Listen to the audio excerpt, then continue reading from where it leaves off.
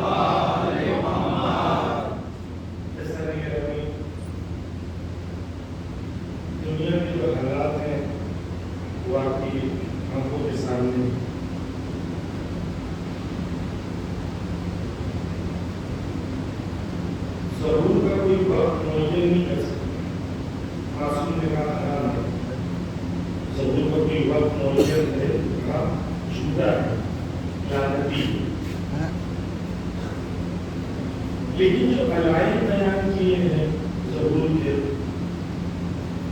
وہ علائم دنیا میں ثابت ہوتے نظر آ رہے ہیں.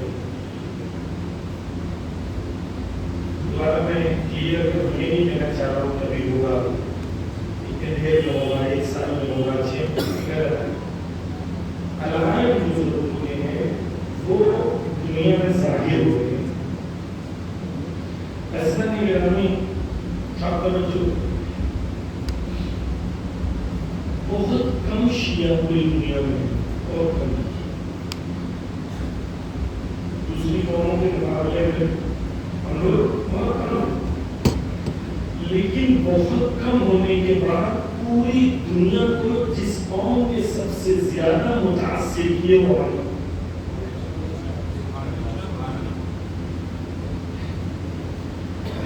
پوری دنیا کے حالات دیکھیں اور یہ بھی متاثر ہو جائے کہ وہ قوم جو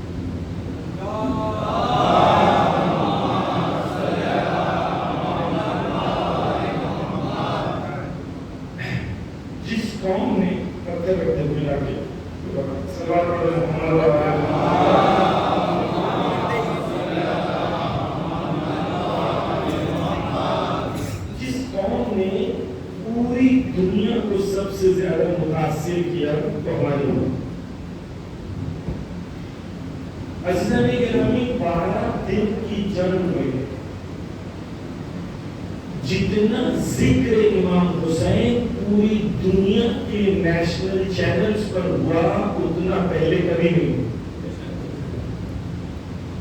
ہر جگہ ذکر تھا یہ کون قوم ہے, یہ شیعہ قوم ہے, یہ امام حسین والی قوم ہے, یہ سر کٹا سکتی ہے, سر جھکا نہیں سکتی ہے, کربلا والی قوم ہے. ہر جگہ ذکر کیا تھا, کربلا کا. آخری زمانہ جب ہوگا تو پوری دنیا حسین ابن علی کو پہچانے گی. آج پوری دنیا میں یہ 12 دن کی جنگ کے ذریعے سے کتنا ذکر حسین پوری دنیا تک پہنچا. اب تک جو بھی ایسا نہیں کہہ رہا کہ دنیا کتنا اس وقت کربلا سے وابستہ ہے. دنیا میں صرف 2 قومیں اس وقت مسلمان ہیں. ایک وہ قوم جو کربلا سے وابستہ ہے اور دوسری وہ قوم جو کربلا سے وابستہ ہے. وہ قوم جو کربلا سے دست لیتی ہے اور دوسری قوم جس نے کہا نہیں یہ شرک ہے بدعت ہے. زیارت عاشورہ میں کیا پڑھتے ہیں؟ کہتے ہیں السلام علیک یا ثار اللہ وابن ثارہ، امام حسین آپ کا سلام۔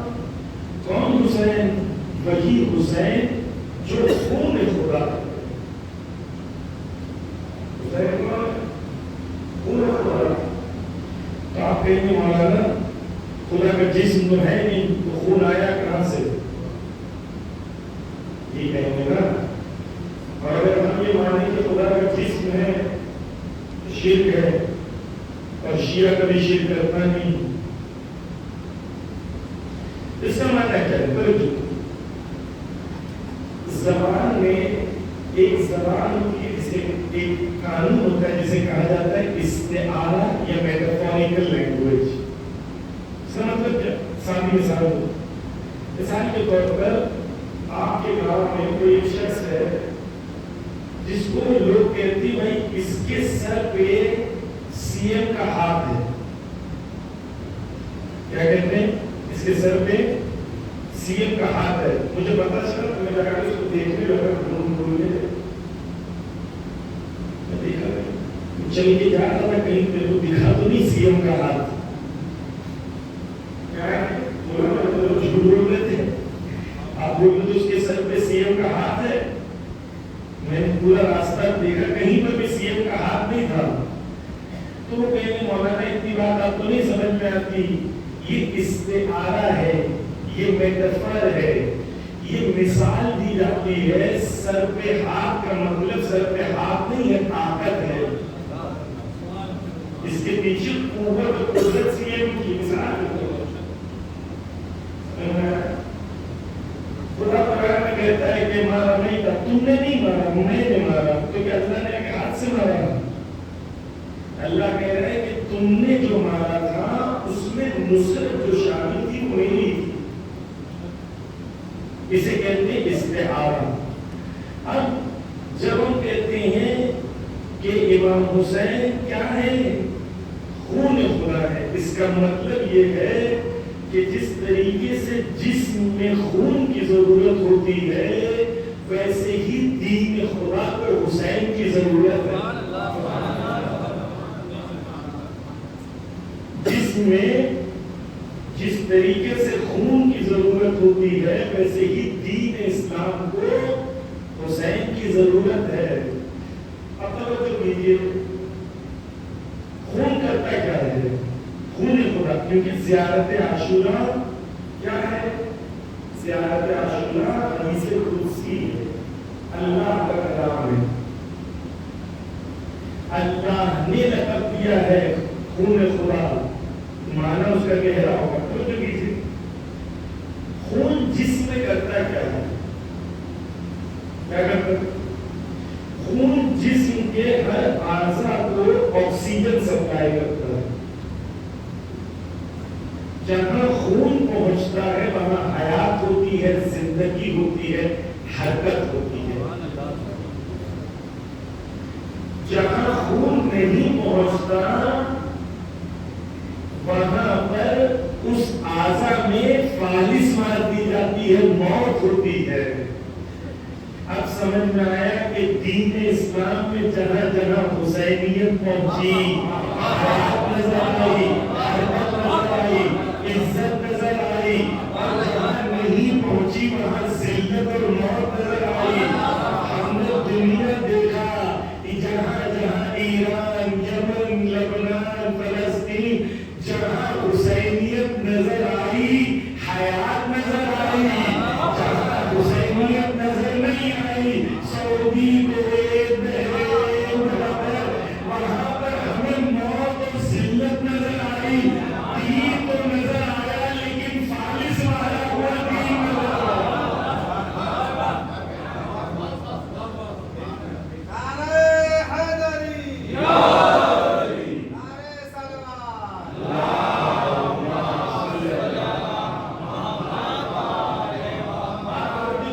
جہاں جہاں حسینیت تھی صرف وہی میدان میں کھڑے ہوئے، انہوں نے مقابلہ کیا، انہوں نے شہادتیں دی، انہوں نے قربانیاں دی۔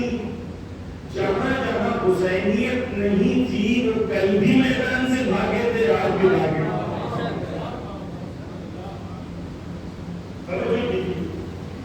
دنیا کا دیکھے دو قومیں ہیں، حسینی قوم اور غیر حسینی قوم۔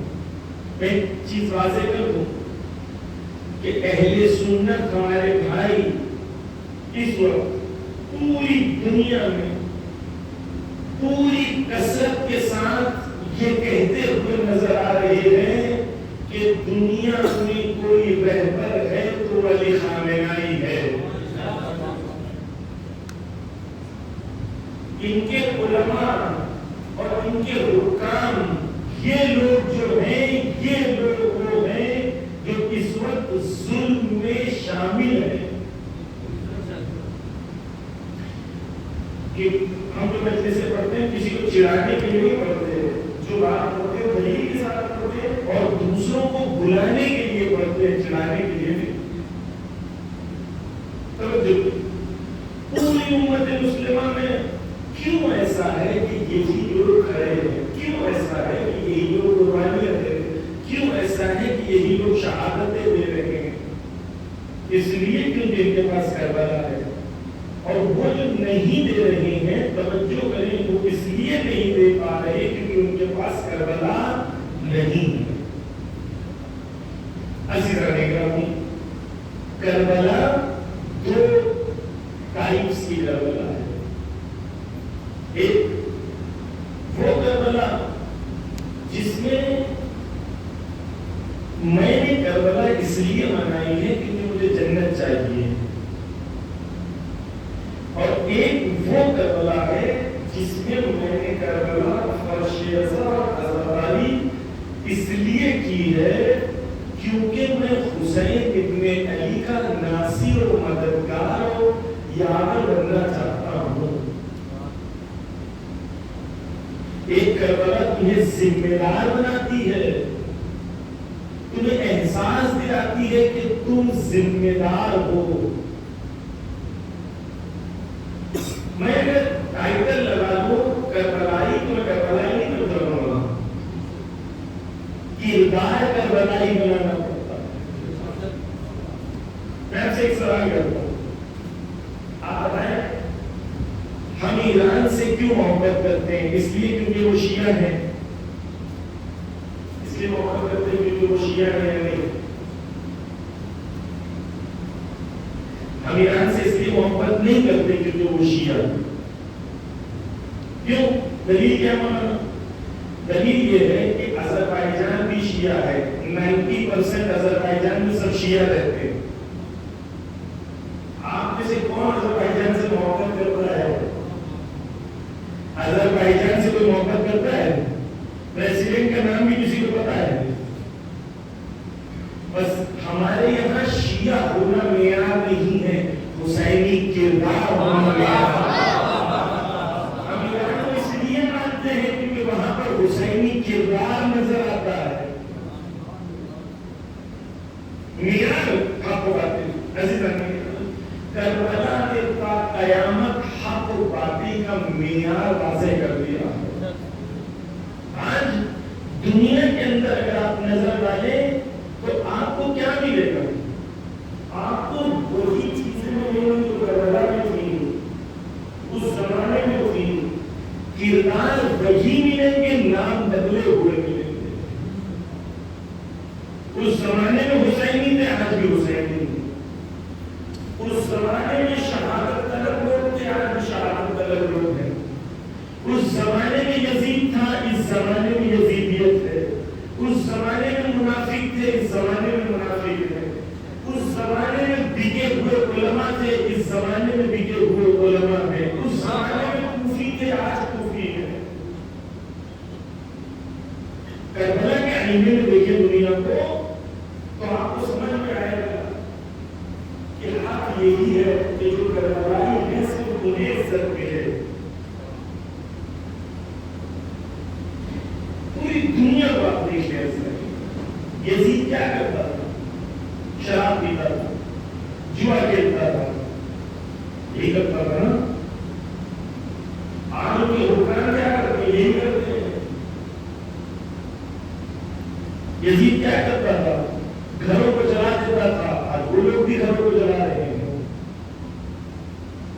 یزید نے بچوں کو بھوکا رکھا، آج وہ بھی بچوں کو بھوکا رکھ رہے ہیں۔ یزید نے گھروں کو جلا دیا، یہ بھی گھروں کو جلا رہے ہیں۔ یزیدیت یہی ہے۔ یہ بات کلیئر کر دوں تاکہ کسی کے ذہن میں مغالطہ نہ رہے کہ نعوذ باللہ یہ نہیں ہے کہ لیول جو آج شہید ہو رہے ہیں اہل بیت کے لیول نہیں، ان کا مرتبہ بہت غلط ہے کربلا کا، لیکن راستہ وہی ہے، حق و باطل کا راستہ وہی۔ آج بھی یزیدیت موجود ہے اور آج کی یزیدیت کا مقابلہ کرنے کے لیے آج کی حسینیت کا ہونا ضروری ہے۔ مردہ یزید کو میں چاہے جتنی لعنت کر دوں وہ میرے گھر پہ نہیں آئے گا، زندہ یزید کا جب مقابلہ کروں گا تب پتا چلے گا میرے اندر حسینیت کتنی سچی ہے۔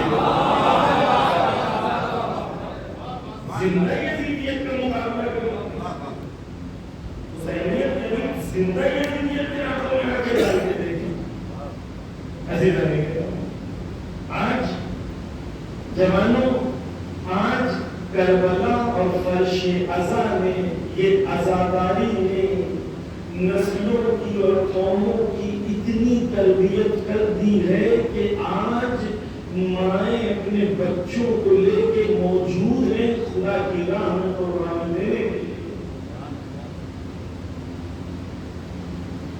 اب توجہ کریں، پیجر میں بم بلاسٹ، پیجر میں بلاسٹ ہو جاتا ہے، حزب اللہ کا ایک جوان ہے، اس کی دونوں آنکھیں چلی گئی، چہرہ زخمی ہے، ہاتھ زخمی ہے۔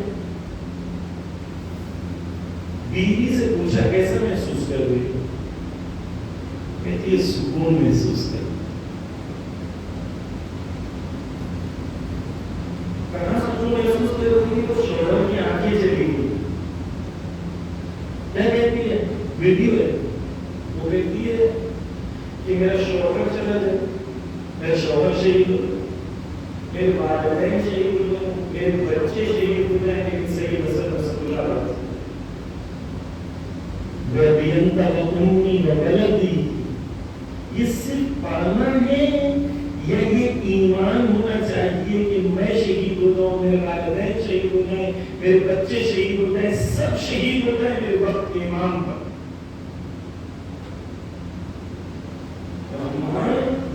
یہ روایت پوری قدر چوٹ جاتی ہے، پوچھتی ہے آپ کے اندر شوہر کی حالت یہ ہے، آپ کے اندر جذبہ کہاں سے آیا؟ پلٹ کے کہتی ہے حضرت زینب سے میں نے سیکھا۔ حضرت زینب اس عالم میں جو دشمن نے اس طریقے سے رسن سے باندھا تھا اور پورا دربار سجا ہوا تھا، اور اس دربار میں جہاں پر ظالم موجود تھے اور وہ ظالموں نے حضرت زینب کو ذلیل کرنا چاہا، نعوذ باللہ، حضرت زینب کو کیا کہتے ہیں؟ کہتے دیکھا کس طریقے سے خدا نے تیرے بھائی کو ذلیل کیا ہے۔ کیا کہتی ہیں حضرت زینب؟ حضرت زینب کہتی ہیں ما رأیت الا جمیلہ، میں نے خدا کے حسن و جمال کے سوا کربلا میں کچھ نہیں دیکھا۔ حضرت زینب سکھا رہی ہیں شہادتوں میں خدا کے حسن کو ڈھونڈو۔ توجہ ہے، یعنی یہ عورت کہہ رہی ہے کہ میں نے حضرت زینب سے سیکھا مارائی کو الا جمیلہ، کہ کربلا میں شہادتوں کے بعد کہہ رہی ہے کہ میں خدا کے حسن کو دیکھ رہی ہوں، میں بھی اپنے شوہر کی آنکھیں چلے جانے کے بعد دیکھ رہی مارائی کو الا جمیلہ۔ کربلا کہاں ہے؟ عزادار کہاں ہے؟ عزاداری کا معیار کہاں ہے؟ عزیزہ نہیں ہے، توجہ کیجیے گا۔ شہید ہوجتی ایک شہید ہے ایران میں، یہ میں مثالیں اس لیے دے رہا ہوں تاکہ بات واضح رہے۔ کیا بات ہو رہی ہے؟ بات یہ ہو رہی ہے کہ جب ہم کربلائی ہونے کا دعویٰ کرتے ہیں، کربلائی جو ہیں خدا نے عزت دی، تو کربلائی کیسے ہیں، ان کا کیا کردار ہے, کیسے خدا نے انہیں عزت دی ہے, کون سے راستے پہ چلو گے تو ہمیں بھی عزت ملے گی. شہید ہو جائیے, شہید ہو, جوان آدمی 30-32 سال کی عمر, اصفہان سے 20 کلومیٹر دور رہتے تھے اور ہر روز جب یونیورسٹی ہوتی تھی اصفہان آتے تھے امام آبا خدمت کرنے کے. تو شہید حججی جو ہیں انہوں نے پانی سے کہا کہ پانی مجلس سے کہا کہ میں جو کام کرنا چاہتا ہوں اس میں 2 شرطیں ہیں. تو حاجی سے کہا کیا؟ کہا کہ ایک ایسا کام دو جس میں میں لوگوں کے سامنے نہ ہوں تاکہ میں ہزاروں کی خدمت کرتے ہوئے دکھاوے کی بیماری سے بچ سکوں. دوسرا وہ کہ مجھے وہ کام دو جو سب سے سخت کام ہو. وہ آتے تھے امام بارگاہ میں 2 گھنٹہ سفر کر کے پوری امام بارگاہ دھوتے تھے, ٹوائلٹ خود اپنے ہاتھوں سے دھوتے تھے. لوگ کھانا کھاتے تھے تو برتن دھوتے تھے. ایک دن بہت لوگ تھے, بہت کام تھا, جب سب چلے گئے برتن دھو کے شہید ہوتے جی تھکے ہوئے بیٹھے تھے تو بانی مجلس نے کہا کہ جی آج تم نے حق ادا کر دیا. اسی مجھے جس سر کو غلط کر کے کہتے ہیں کبھی یہ نہ کہیں جس دن میں ایک گردن حسین کی راہ میں دے دوں اس دن بھی میں حسین کا حق ادا نہیں کرتا. عجیب, یعنی یہ لوگ اب دیکھیں کربلا کو کیسے اپنی زندگی میں اتارتے ہیں. ان کا یوٹیوب پہ ویڈیو ہے, آپ دیکھیے گا جا کے, ان کی شہادت ہے. ان کی بیوی انٹرویو لے رہی ہے, بیوی انٹرویو دے رہی تھی تو جو انٹرویو لے رہی تھی عورت وہ گر گئی روتے روتے. وہ کہتی ہے, ان کی بیوی کہتی ہے جانتے ہو شہید ہوتے جی جب شہادت ہوئی ان کے ہونٹ جو ہیں وہ سوکھے. کہتی جانتے ہو ہونٹ جو سوکھے. کہتے شہید ہوتے جی ہمیشہ سے تمنا کرتے تھے کہ انہیں امام حسین علیہ السلام کی طرح بھوک اور پیاس کے عالم میں شہادت نصیب.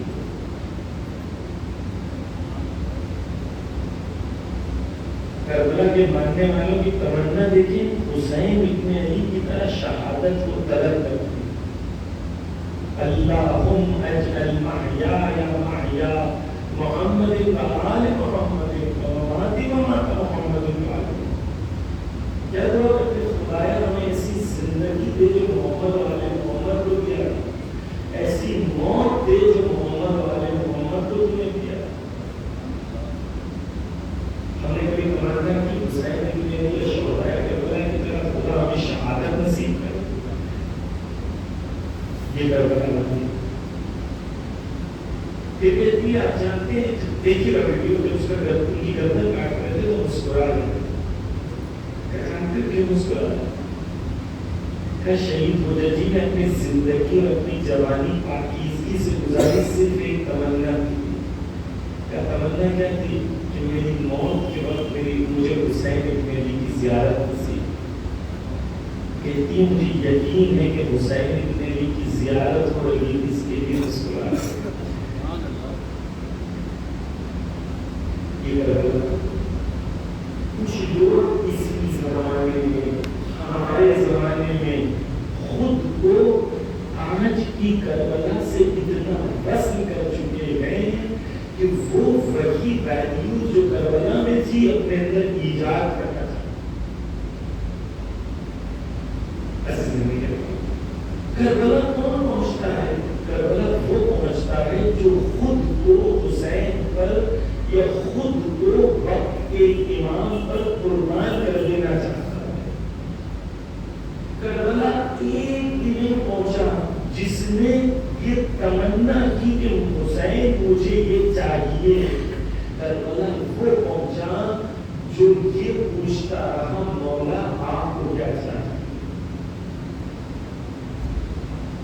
کربلا سودے بازوں کی جگہ نہیں ہے, کربلا عاشقوں کی جگہ. خود کو قربان کرنے کی جگہ. آج یمن, ایران, لبنان, فلسطین کی کیوں میدان میں کھڑے؟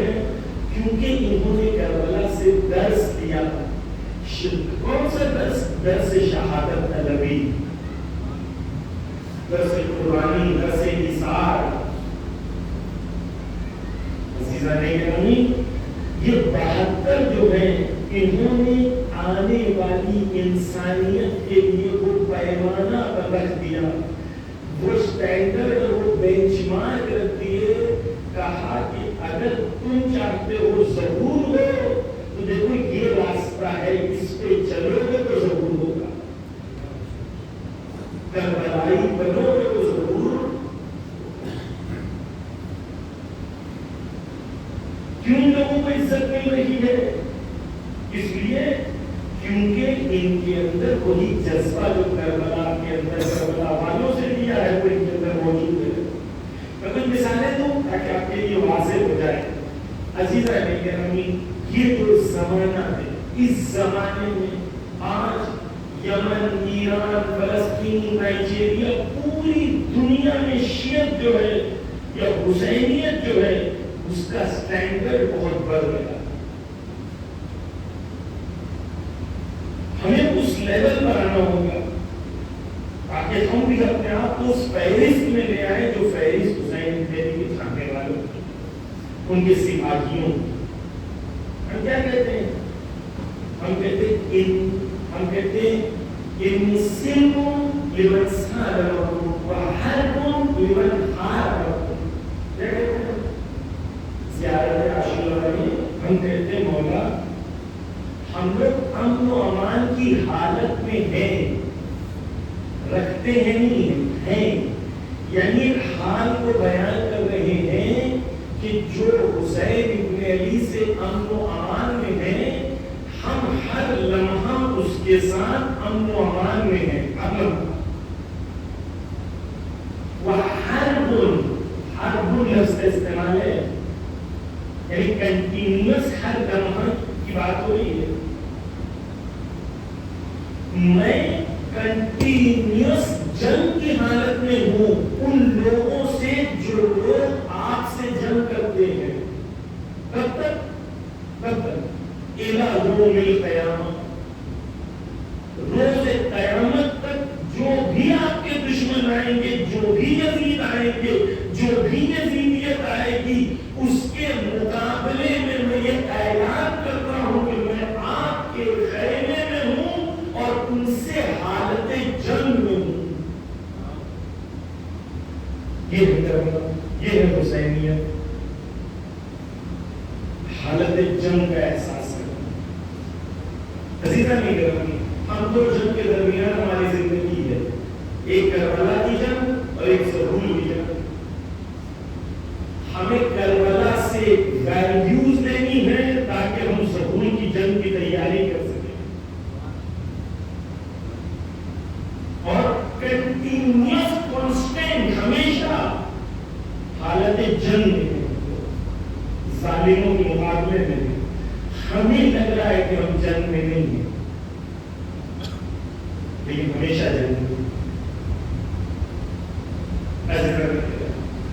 دشمن جانتا ہے اور جو نہیں جانتے تھے وہ جان گئے ہیں کہ حقیقی طور پر ظالموں سے کوئی قوم مقابلہ کر سکتی ہے تو علی بن ابی طالب والی قوم.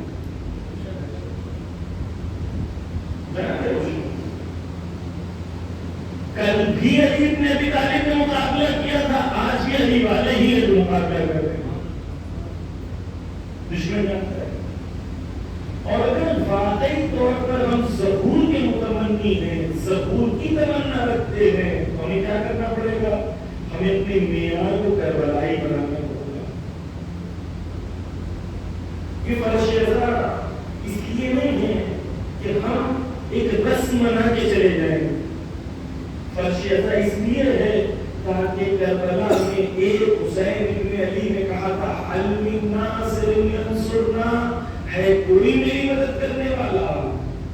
تو کربلا میں کوئی نہیں آیا تھا. یہ فرش ازا امام نے بچھائی ہے تاکہ اس فرش سے اتنے حسینیوں کی تربیت ہو جائے. جب آخری زمانے میں آخری حسین کہے حل من ناصر ینصرنا تو ہر گلی ہر محلے سے لبیک یا حسین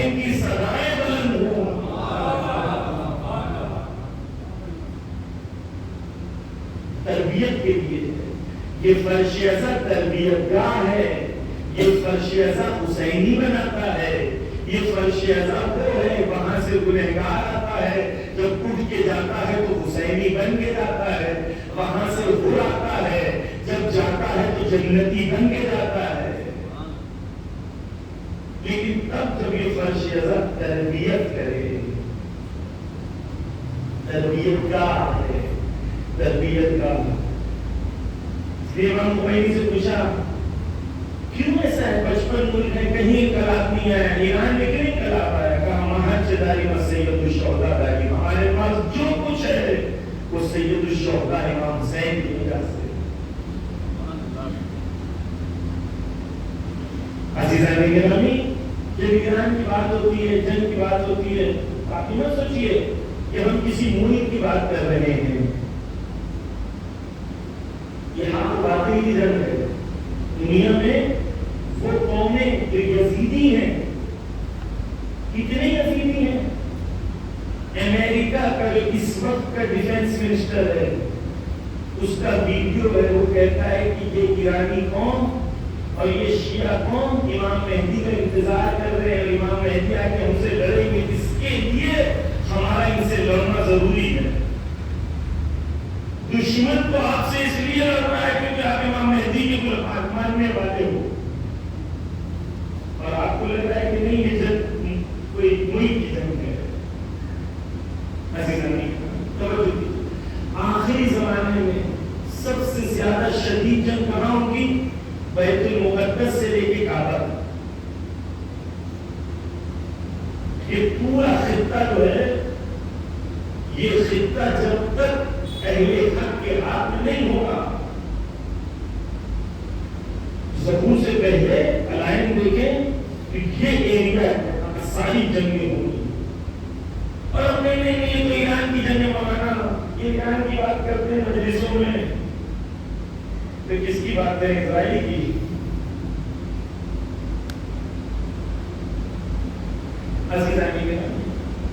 یہ جو جنگ ہو رہی تھی، ایک طرف ایران تھا، مقابلے میں کون تھا؟ امریکہ، اسرائیل، پوری دنیا کی باطل طاقتیں ایک ساتھ تھیں، پوری دنیا کی باطل طاقت۔ رسول اللہ کے زمانے میں جب پورے باطل مقابلے پہ آئے تو رسول نے کہا آج کل ایمان کل کفر کے مقابلے میں جا رہا ہے۔ اس زمانے میں جب کل کفر مقابلے پہ آیا تو دنیا نے دیکھا جو میدان میں آئے وہ کل ایمان والے ہی تھے۔ میں نے دیکھ لیا میدان میں کون آئے؟ کل ایمان والے۔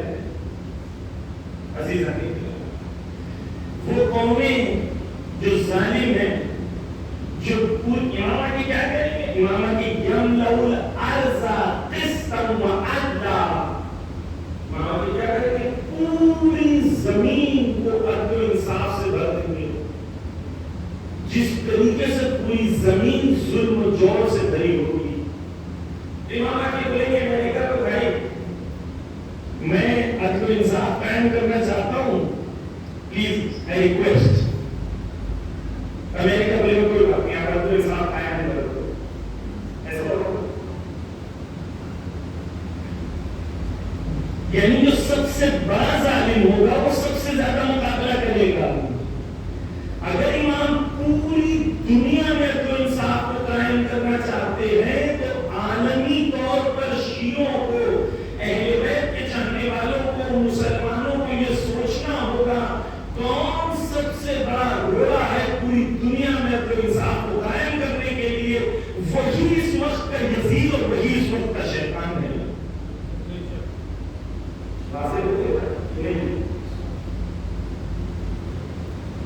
مولانا یہ آج کا یزید مت بولو، توجہ کیجئے، ہم یتیم قوم نہیں ہیں، ہمارا رہبر زندہ ہے، توجہ کیجئے، اور ہمارا جو رہبر ہے اس کا بھی ایک رہبر ہے، وہ ہمیں بتائیں گے کہ کیا بولو اور کیا مت بولو۔ محلے میں بیٹھنے والے پان کھا کے تھوکنے والے ہماری ہدایت نہیں کریں گے.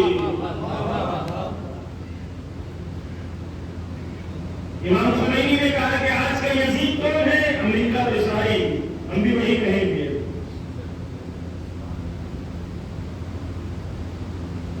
پوری دنیا میں آپ کو اگر انصاف قائم کرنا ہے جوانوں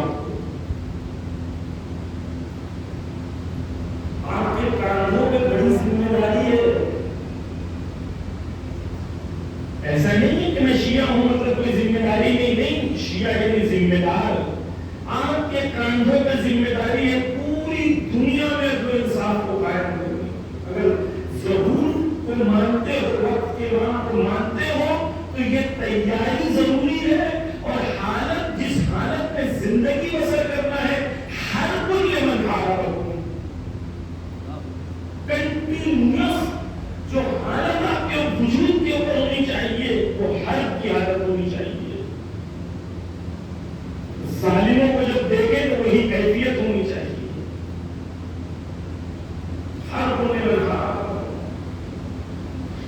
عزیزان گرامی آج آپ توجہ کیجئے. جو رہبر معظم کے پاس ٹرمپ نے کیا کہا؟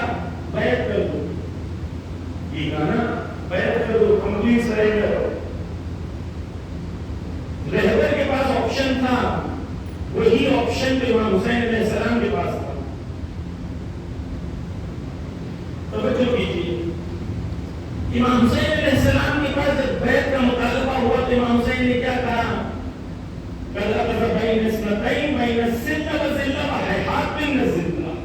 میرے سامنے دو راستے تھے, ایک ذلت کا اور عزت کا.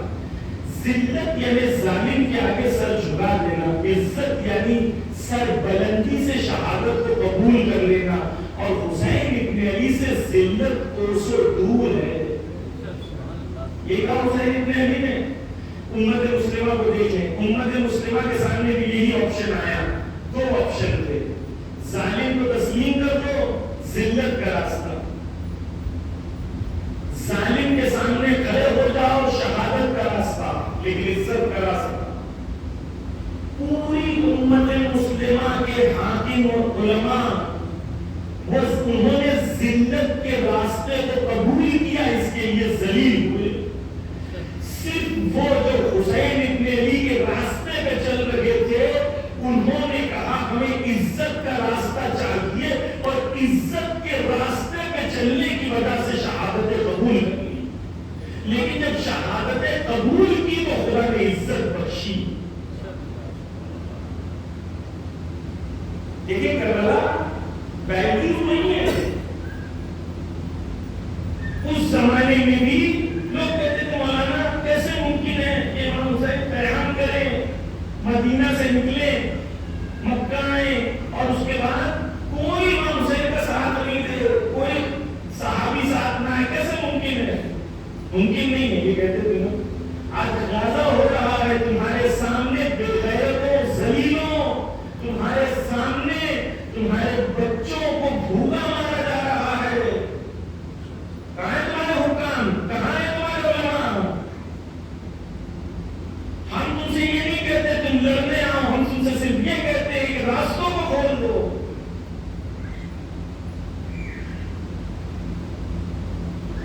کل بھی حسین ابن علی کو تنہا چھوڑے, آج بھی غزہ والوں کو انہوں نے تنہا چھوڑے. کیوں؟ کیونکہ کربلا سے درس نہیں لیا. کل بھی ذلیل تھے, آج بھی ذلیل ہے.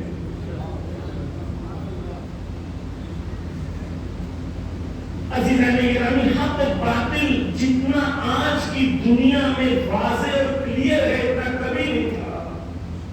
اب بھی اگر کوئی رہبر کا مخالف ہے تو دو سچویشن ہے, یا تو اس کی کوئی غرض ہے یا تو کوئی مرض ہے.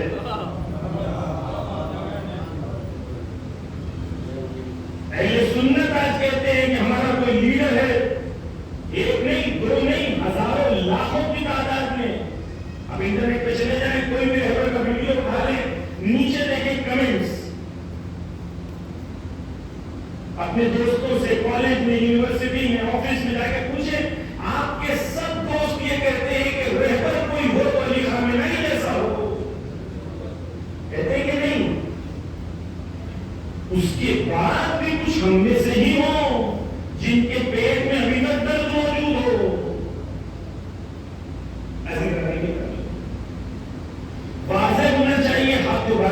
نمائندے ایمان سے کوئی اگر ان کی توہین کرے تو یہ برداشت نہیں ہونا چاہیے. غیرت کا سوال ہے قوم کا کہ تمہارے سامنے نمائندے ایمان کی توہین ہو تم خاموش رہتے ہو.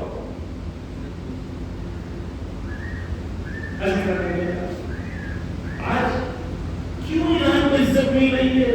اسی وجہ سے کہ رہبر کے سامنے جب آپشن آیا complete surrender complete surrender complete surrender, پوری دنیا سوال کرتی رہی سپر پاور کے مقابلے میں کیا کریں گے. Super power super power. تمہاری پرابلم یہ ہے کہ تم امریکہ کو سپر پاور سمجھتے ہو، ہم شیعہ اللہ کو سپر پاور سمجھتے ہیں.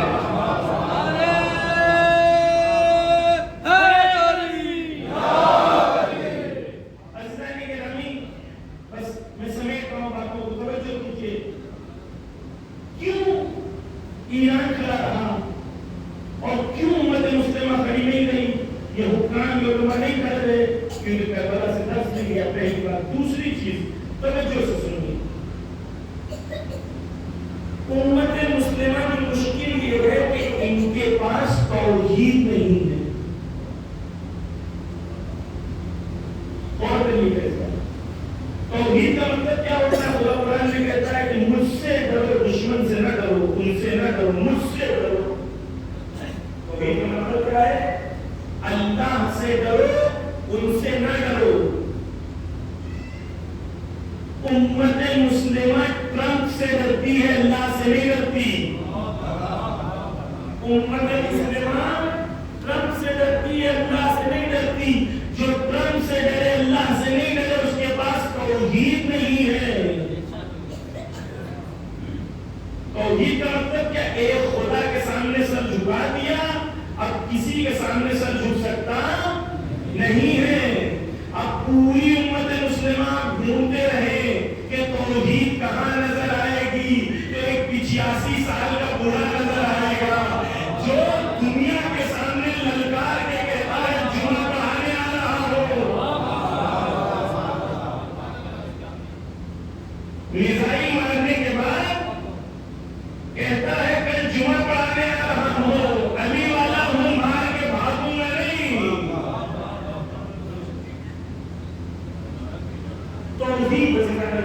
توحید کا مطلب جوانوں سنو، جوانوں توحید کا مطلب یہ تمہارے میرے اندر توحید ہے. اس کا مطلب یہ ہے کہ جب ظالم مقابلے پہ آئے تو ظالم کا خوف نہیں ہونا چاہیے، اللہ کا خوف ہونا چاہیے.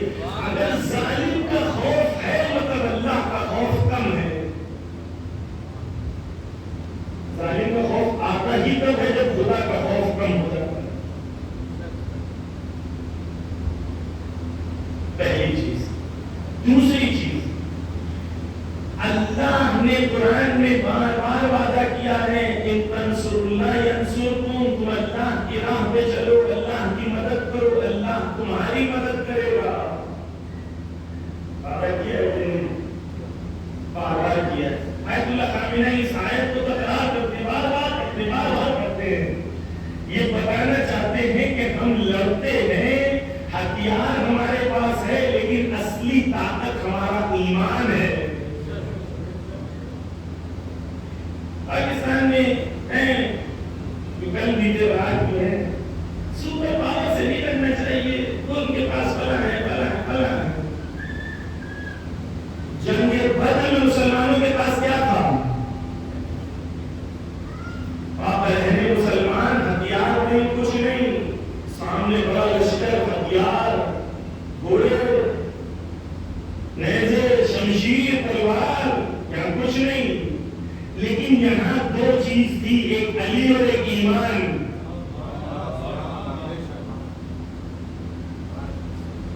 اللہ نے جنگ بدر میں فرشتے بھیجے، مدد کی یا نہیں کی؟ فرشتے بھی بھیجے، مدد بھی کی.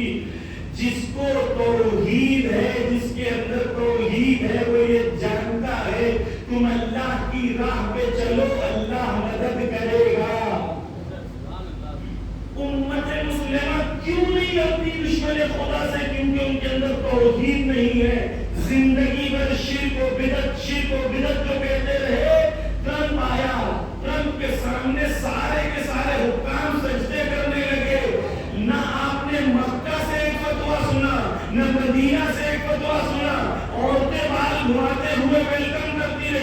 نہ کسی نے بدعت کے نعرے لگائے، نہ کسی نے شرک کی بات کی. ہمیں یہ سمجھ میں آیا کہ آپ کو بدعت اور شرک سے مشکل نہیں ہے، آپ کو اس بدعت اور شرک سے مشکل ہے جو آپ کا حکام جس سے ناراض ہو. خدا کی شریعت سے آپ کو کوئی لینا دینا نہیں. عزیز رکھیے توحید. دوسری چیز توحید میں کیا میں نے عرض کی؟ ان تنصروا اللہ ینصرکم. جب ہمارے سامنے مشکل وقت آئے، ظالم سامنے، مولانا بہت سخت حالات ہے، مولانا بہت سخت حالات. ان تنصروا اللہ ینصرکم قرآن کی آیت ہے. غالباً مولا علی علیہ السلام کا زمانہ ہے اور آگے کہا گیا، کسی شخص نے آگے کہا، قرآن کی آیت ہے، کسی شخص نے آگے کہا کہ دشمنوں نے بہت بڑا لشکر بنا دیا ہے. مولا علی نے جواب دیا قرآن میں آیت کے طور پر فزادہم ایمانا. جب دشمن مضبوط ہو گیا تو میرے ایمان میں اضافہ ہو گیا. مضبوط دشمن، اس سے ہی تو مقابلہ کرنا ہے. کرکٹ کی میچ پھنس جاتی ہے، جب بولر سخت ہوتا ہے تب پتا چلتا ہے بیٹسمین اچھا ہے یا نہیں. جب سخت حالات ہوتے ہیں تب پتا چلتا ہے ایمان ہے یا نہیں. جب سب کچھ گلو ہو تو پتہ ہی ایمان نہیں، آرام ہے، آسانی ہے نا، مقابلے کی بات کو پتا چلے گا ایمان میں. فزادہم ایمانا. سخت حالات میں ایمان بڑھ رہا ہے یا کم ہو رہا ہے؟ اصل مشکل امت مسلمہ کی توحید اور سچی توحید علی والے اور حسین والوں کے پاس ہی ملے. یقین بھی اس میں شک نہیں. دو چیز میں نے کی ازانی توحید کے حوالے سے، اللہ کے وعدوں پر بھروسہ کرنا، دوسرا اللہ کے وعدوں پر بھروسہ کرنا، دوسرا ظالم سے نہ ڈرنا. توحید کی نشان ہے اس سے اللہ سے ڈرو اور اس سے ڈرو. آخری چیز، ایران نے جو کامیابی حاصل کی یہ کس وجہ سے حاصل؟ ایک ایمان میں کچھ چیزیں، ایمان بہت ساری چیزیں، رہبری ہے، لیڈرشپ ہے، ایسا لیڈر، ایسا شجاع لیڈر، ایسی رہبری، اجتہاد کرنے والا لیڈر، تو سب اپنی جگہ فی الحال ایک ہی مجلس پڑھنی ہے. دوسرا کیا؟ علم.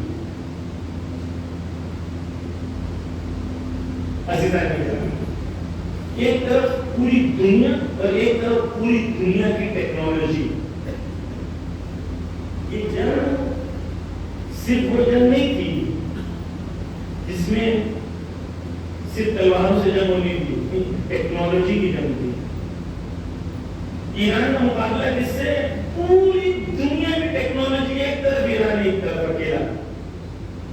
تم سوچیے چین ساتھ دے گا، رشیا ساتھ دے گا، کوئی ساتھ نہیں دے گا، کیونکہ یہاں ایمان کی بات ہے. کوئی ساتھ نہیں دے گا. جو میزائل ٹیکنالوجی ایران نے بنائی، کیسے بنائی؟ سب نے تعویذ پڑھ دی اور ایک میدان میں جا کے سو گئے. صبح اٹھے تو 10,000 نیوکلیئر سائنٹسٹ تھے، 10,000 میزائل ٹیکنالوجی کے ایکسپرٹ تھے، 10,000 جو ہے نینو ٹیکنالوجی والے، 10,000. اس طریقے سے 2-3 لاکھ جمع ہو گئے اور سب ان کے صبح چلے گئے. ایسا ہوتا ہے؟ اللہ نے یہ دنیا ایسی نہیں بنائی. یہ دنیا میں لیس للانسان الا ما سعی. اس دنیا میں اللہ نے قانون بنایا ہے کہ اس دنیا میں اتنا دوں گا جتنی تم محنت کرو گے. ایران نے میزائل ماری، وہ ٹیکنالوجی یہ تھی کہ ان لوگوں کو یہ لگتا تھا کہ ہمارے عین لوگوں کو کوئی مار نہیں سکتا. ایران نے ٹیسٹ نہیں ہوتا نا، ایران کے جوانوں نے رہبر کو کہا کہ ہم کو دیں گے کا علم کی بنیاد پر رہبر نے اپنے جوانوں پہ بھروسہ کیا.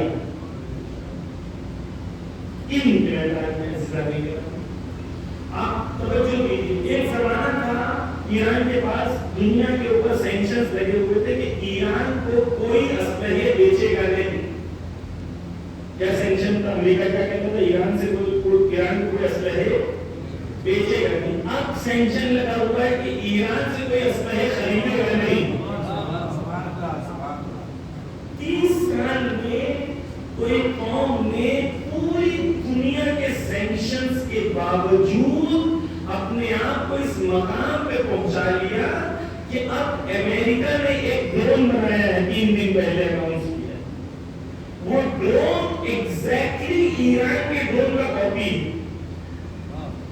پہلے کاپی مال بنتا تھا چائنا میں, امریکہ کا کاپی چائنا میں بنتا تھا, اب ایران بناتا ہے تو ایران کا کاپی امریکہ میں بنتا ہے. کیونکہ ایران نے جو ٹیکنالوجی استعمال کی, جب ایران ڈرون مارتا ہے تو ان کا خرچہ آتا ہے $20,000. جو میزائل اینٹی ایئرکرافٹ ہوتا ہے بچانے کے لیے مارتا ہے, اس کا خرچہ ہوتا ہے $1 ملین. ایران نے جنگ قانون بدل دیے اس بنیاد پہ. آخری 3 دنوں میں ایران نے جو میزائلز ماری ہیں, پہلے انہوں نے 200 پہلے جو انہوں نے میزائلز اور ڈرونز ماری 200-300 ماری. جتنا پرانا سٹاک تھا سارا خالی کر دیا, سارا نہیں تھوڑا خالی کر دیا. کیوں؟ کیونکہ میں نے بتایا ان کا خرچہ کم ہے, ان کا خرچہ زیادہ ہے, پہلے ان کے خرچے کا بڑھاؤ. دوسری چیز, جنگ کے اندر یہ دیکھ لو کہ ان کے اینٹی ایئرکرافٹ ڈیفنس سسٹم کہاں کہاں پر ہے. پہلے 5 دنوں میں یہ زیادہ مار کے صرف چیک کر رہے تھے کہاں کہاں ہے. جب انہیں پتا چل گیا کہاں کہاں ہے تو ان کی جو ٹیکنالوجی ہے ہائپرسونک میزائلز کی, وہ سیدھی نہیں آتی, وہ سیدھی آتی ہے سامنے سے کوئی آبجیکٹ آتا ہے تو راستہ بدل لیتی. منوورنگ ٹیکنالوجی کسی نے نہیں بنایا, انہوں نے بنایا.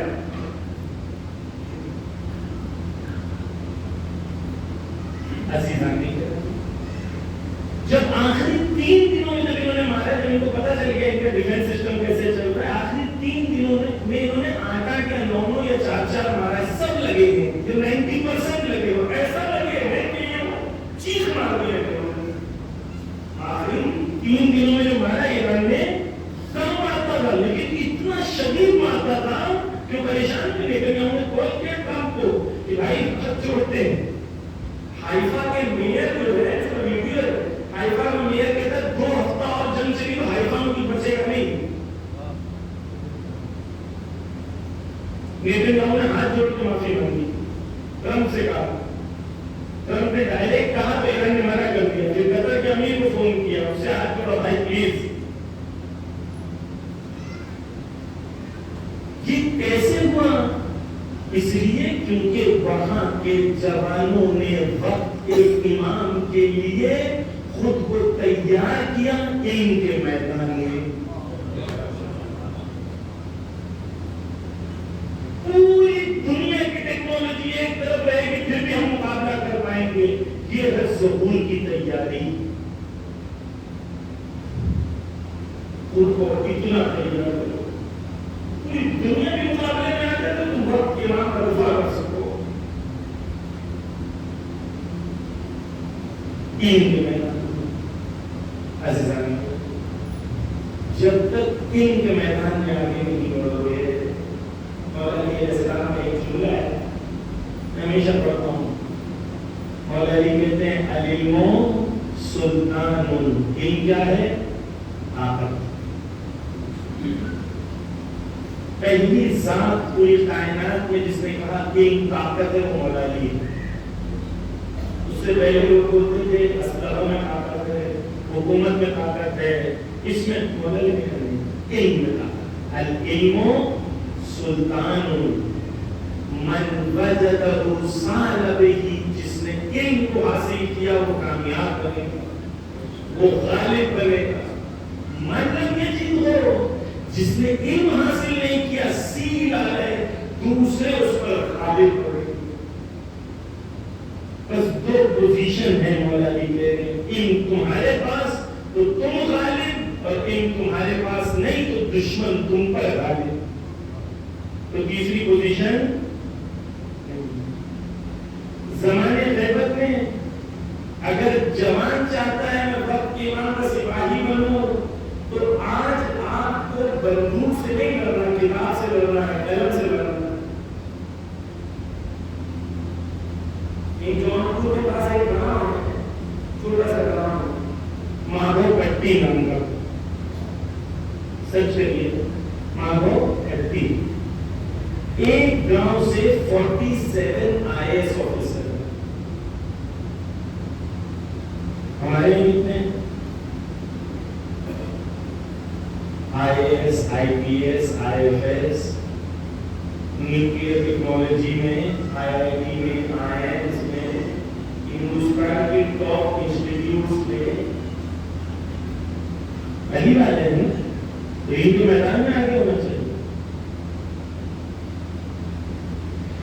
جو قومیں خود کو تیار کر رہی ہیں ظہور کے لیے، وہ قوموں کے لیے ضروری ہے کہ علم سے خود کو آراستہ کرے۔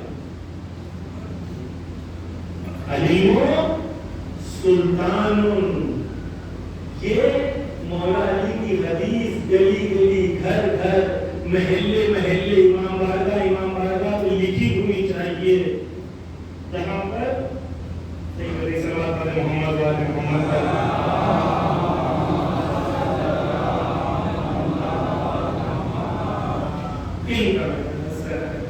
ایران اس لیے مقابلہ کر پا رہا ہے کہ پوری دنیا ایک طرف تھی، اہل بیت مدد کرتے ہیں، بہت مدد کرتے ہیں، لیکن اس کی جو محنت کرتا ہے ایران میں میزائل ٹیکنالوجی جو بنی وہ امام رضا علیہ السلام کی وجہ سے۔ ایران میں تہرانی مقدم نام کے ایک میزائل ایکسپرٹ تھے، وہ فادر آف میزائل کہا جاتا ہے ایران میں۔ وہ رشیا گئے تو رشیا والوں کو بولے اس زمانے میں میزائل ہوئی تھی، تو رشیا والوں کو کہا کہ ہاتھ جوڑ کے کہا، بہت پہلے کی بات، رشیا والوں نے ہاتھ جوڑ کے کہا یہ میزائل ہمیں دے دو۔ 500 کلومیٹر یا کتنے کلومیٹر کی رینج کی تھی، بہت دور کی نہیں تھی، اسرائیل تک نہیں پہنچ سکتی تھی، لیکن اس کی ٹیکنالوجی ان کو پسند آئی، انہوں نے کہا دے دو۔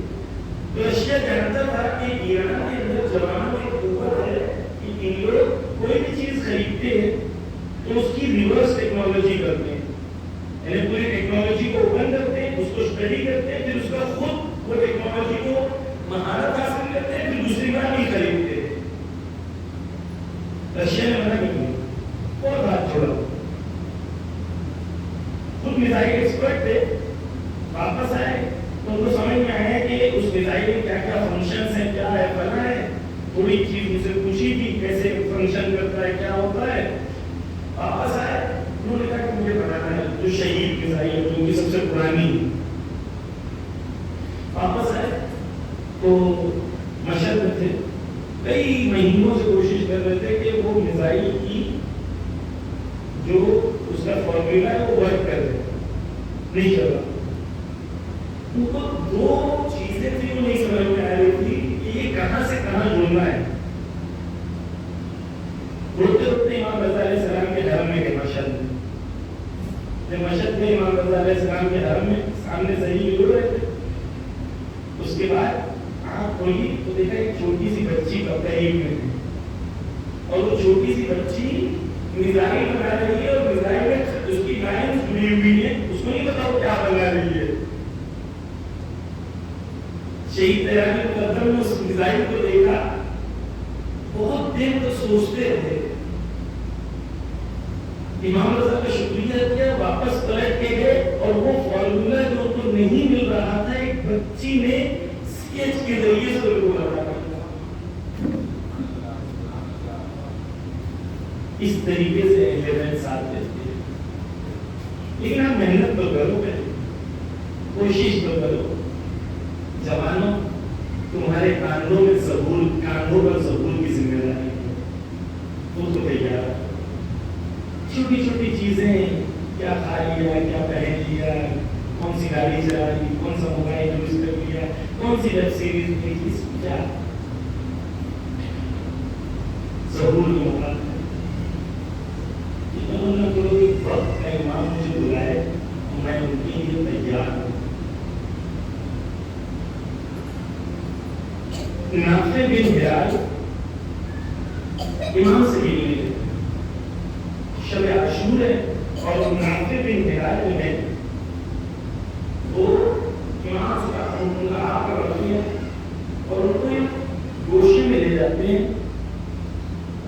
رات کی تاریکی ہے، اندھیرا ہے، اور نافع سے کہتے ہیں نافع تم چلے جاؤ، نافع تم چلے جاؤ. جنت دکھاتی، جنت جنت میں مقام بھی دکھا دیا. اس کے بعد امام حسین بولے چلے جاؤ نافع، رات کی تاریکی ہے، چہرہ بھی نہیں دکھا، کوئی شرم بھی نہیں ہے کہ تم چلے جاؤ. نافع جواب دیتے ہیں مولا اگر میں چلا جاؤں تو روز قیامت رسول اللہ کو کیا جواب کہ تمہارا نواسا مارا جا رہا تھا، میں نے جان بچا کے بھاگ گیا. پھر نافع کہتے ہیں مولا یہ جو شمشیر ہے نا، یہ شمشیر میں نے 2 سال اس پہ محنت کی ہے، پیسہ لگایا ہے تاکہ کل امام کو ضرورت پڑے تو میں یہ شمشیر استعمال کروں آپ کے دین کو. جوانوں آج جو آپ کو شمشیر کو تیار کرنا ہے وقت امام کے لیے، وہ قلم ہے، وہ ٹھیک تیار کرو. جب ہم مجلسوں کے لیے آئے تو ہمیں یہ پتا مولانا یہ بیٹھے ہیں، یہ جج ہیں، یہ بیٹھے ہیں، یہ IIM میں ہیں، یہ IIT میں ہیں، یہ IAS آفیسر ہے، یہ IPS آفیسر ہے. علی والوں کا معیار یہ ہونا چاہیے. جو قومیں محنت کریں گی، 30 سال پہلے ایران کچھ نہیں تھا، آج ایسا ہے کہ پوری دنیا کے سامنے کھڑی رہتی ہے تو بیٹھا رہتا ہے. طریقہ کیا ہے؟ ایران کی واہ کرنا بہت اچھا ہے لیکن کافی جو راستے پہ ایران چل کے کامیاب ہوا ہے، کیا اس راستے پہ ہم چل کے کامیاب ہو سکتے ہیں؟ یعنی یہ اصل چیز ہے. 2 چیز ہے، ایمان، علم. جس قوم کے پاس ایمان اور علم آ جائے اس قوم سے کوئی مقابلہ. یہ 2 چیزیں ہیں ایمان، وہ ایمان جو توحیدی ہو، کربلا سے بھی آ گیا ہو، اور علم وہ ہو جو دنیا کے علم سے ٹکر لے سکتا ہو. بس اس طرح یہی کربلا ہے. اور اسی کربلا میں ہم دیکھ رہے ہیں کہ اہل بیت کے چاہنے والے کس طریقے سے خود کو نثار کر رہے ہیں اور قربانیاں دے رہے ہیں. عزیزان گرامی، چند لمحے مسائل کے تصور شرط ہے کہ بی بی زینب سلام اللہ علیہا عجیب مسائل بی بی کو ٹوٹے. عزیزان گرامی، جو پاکیزہ خاتون ہوتی، جو باشرف خاتون ہوتی،